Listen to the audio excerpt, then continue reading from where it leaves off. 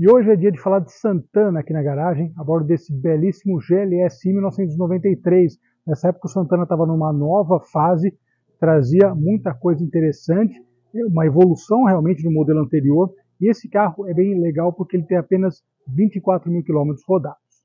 Saudações, pessoal! Hoje então falaremos de Santana. Como você sabe, o Santana é um dos meus carros preferidos e eu gosto de muita coisa, hein, falar a verdade.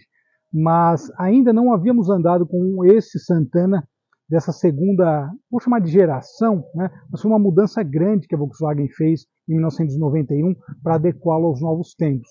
A Chevrolet também, lembrando, né, que o Monza Tubarão chegou nesse mesmo ano, né? Ou seja, a concorrência entre os dois seguiu, começou lá nos anos 80 e foi embora. E prosseguiu, né, na década seguinte. O Santana é bem interessante porque ele traz algumas coisas, esse Santana, algumas diferenças, né? Ou seja, o Santana ele evoluiu bastante, né? A gente pega esse redesenho que a Volkswagen fez da frente e da traseira, ele foi completamente refeito, ele ficou muito bem acertado visualmente falando. Eu acho que o último Santana, eu quero gravar com um também, mas já é aquele Santana que estava no fim da fase, sabe assim? Já era um carro que deram uma sobrevida para ele, mas já não estava mais legal como esses. Esse Santana eu acho que ainda ele está num momento realmente de muito acerto da Volkswagen e de muito sucesso também, né?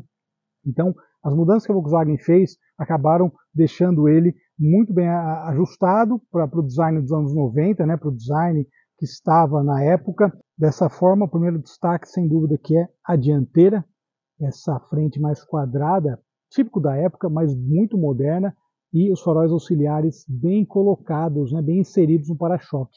Pintura em 2 tons também, né? Era uma coisa que o Santana GLS não tinha até 93, 93 mudou, esse é o padrão.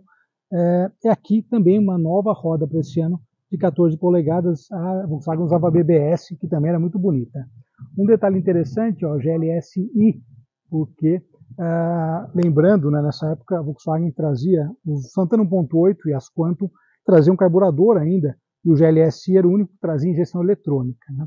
Essa tonalidade é bem legal, que é o chamado branco pérola, né? As pessoas sempre comentam sobre ele, e é uma cor bonita, né? Uma cor que chamava atenção nos Gol GTI, virou febre também. Mesmo nessa época, antes do Bolinha, né? Ficava bonito. A gente gravou com um, inclusive. Falando de mudanças muito felizes, a gente vê a traseira desse carro. Além da frente, o design da traseira é muito bem acertado, é muito bonito, é muito harmônico, né? Prolongador também acertadinho, ou seja, é um carro fantástico, cara. Eu acho esse Santana é também um dos meus preferidos, eu gosto muito. Eu acho que ele é muito bem ajustado para o período no qual ele foi vendido. Brake light, uma época virou moda brake light, o pessoal começou a usar também. Aqui o detalhe dos adesivos, são legais esses adesivos em carros de época, né, como esse de alarme. Uma coisa que chama atenção sempre nesses carros é o acabamento, né, cara? A gente anda hoje em dia nos carros novos e tal, nas nossas matérias de sábado, e não vê um acabamento desse, né? Olha só que legal. O pessoal caprichava, né? O acabamento era realmente mais esmerado. E aqui, olha só, luxo e conforto, né? Para quem vai atrás. Pouso de cabeça vazado e estofamento de couro também. Tanto na porta traseira quanto na dianteira, olha só que legal, as costuras, né? Olha esse puxador de porta, né? Com as costuras aqui, realmente algo de um nível bem legal na época. E trazendo algo também, era luxuoso, que era o trio elétrico, né? Espelho elétrico, vidro elétrico, né? E a trava também. Outro destaque dessa versão é justamente banco recaro. Banco recaro, seguindo a padronagem em couro, olha só, recaro, embaixo releva, muito luxo. Sobre o painel, vale destacar o volante, né, o volante de 4 raios, o volante sóbrio, mas um volante luxuoso para combinar com a versão, né, era um carro sóbrio também, mas era um carro jovem, né? Eu acho interessante essa diferença da autolatina entre o Santana e, por exemplo, o Versalhes Ghia. É bem curioso, né, essa questão do público até consumidor.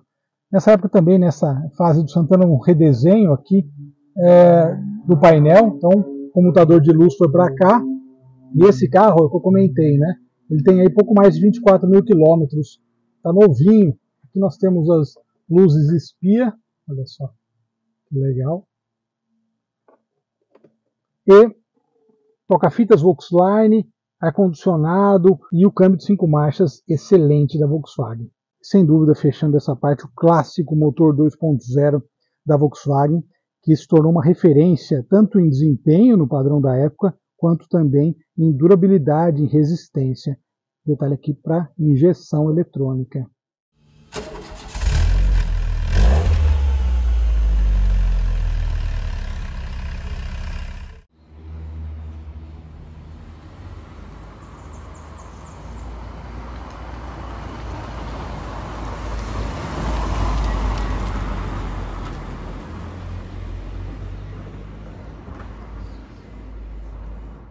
Muito bem, ó, são alguns sons, né, que a gente gosta de ouvir. Cara, olha o silêncio desse carro. Cara, esse carro tem placa preta e é legal, né? Um carro 9394, ele já conseguiu botar a placa preta e aquela placa merecidíssima, né? Deve ter tido uns 100 pontos, né? Porque realmente é um carro excepcional.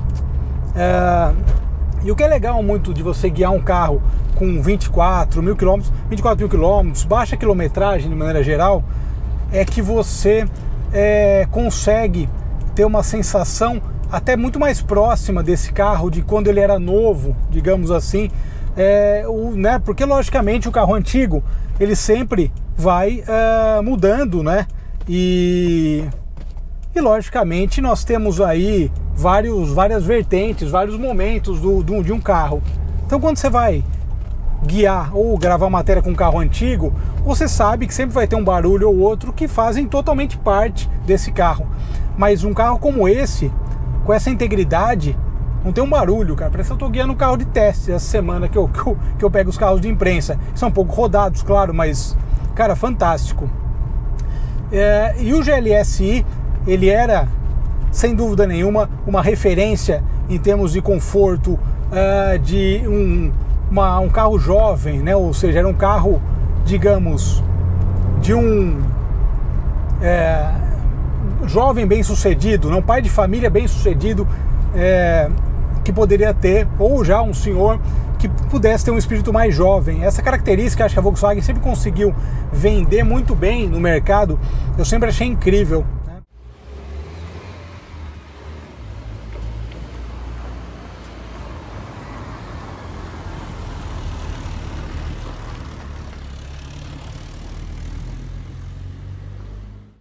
E o Santana, ele traz justamente isso. Ele é um carro que ficou muito querido dos brasileiros por conta disso. Ele se tornou uma referência em termos de desempenho, em termos de dirigibilidade. Eu acho que dirigibilidade é uma das palavras-chave quando a gente fala de Santana e dos Volkswagens dessa época, né? Esse câmbio é uma delícia.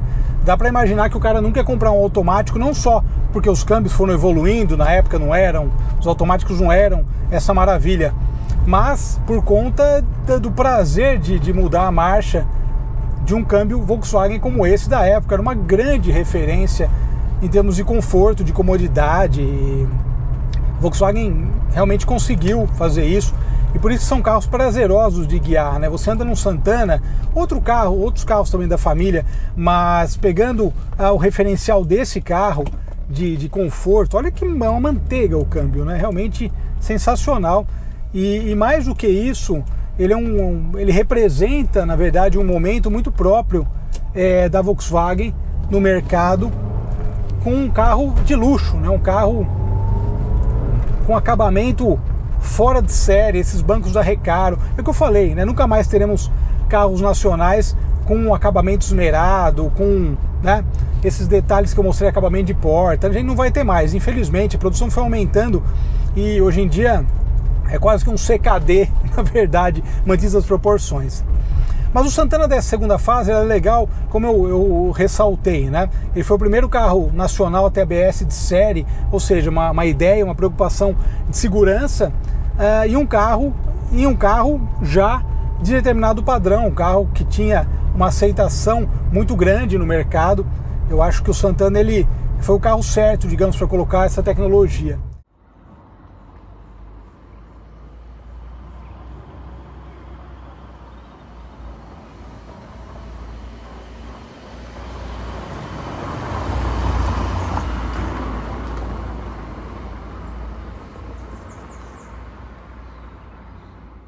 E essa segunda fase do Santana, eu até ressaltei, evidenciei bastante o detalhe, né, não só do acabamento, mas do design, que ele trazia essa inspiração no Passat, ou seja, era um carro atualizado também, né? A gente teve aquele momento de reabertura de importações e a gente pegava um carro vendido aqui que estava atualizado em termos de design, né?